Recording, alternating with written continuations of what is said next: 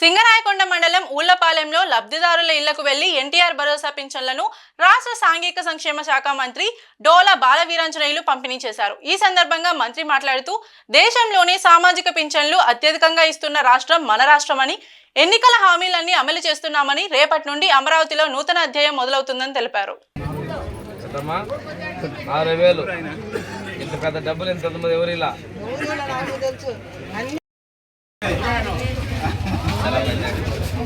మూడు వేలు కూడా చంద్రబాబు నాయుడు కదా, 500 నుంచి 3000 చేస్తుంది ఆయన, 2000 4000 చేస్తుంది ఆయన.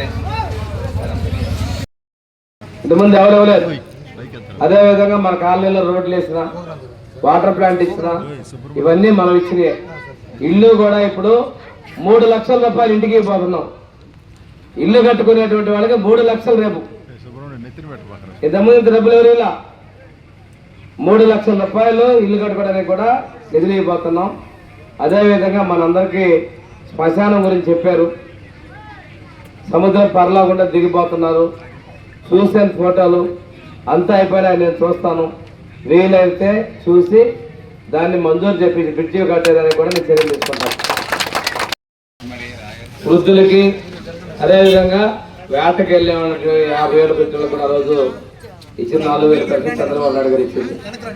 వేటకు పోతే సముద్రంలో లాగి ముగిపోతారు, 50,000 పిక్కులు ఇచ్చాడు. అదేవిధంగా 31 కేజీలు బియ్యం ఇచ్చిన 4,000 ఇచ్చాడు డబ్బులు లీవ్ పీరియడ్ కి.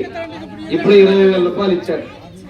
ఇంత పెద్ద మొత్తంలో భారతదేశంలో ఎవరు కూడా చేపల వేటకి వెళ్ళిన వాళ్ళకి 20,000 ఇచ్చినటువంటి ప్రభుత్వం చంద్రబాబు నాయుడు గారు ఉన్నటువంటి ఎన్డీఏ ప్రభుత్వం.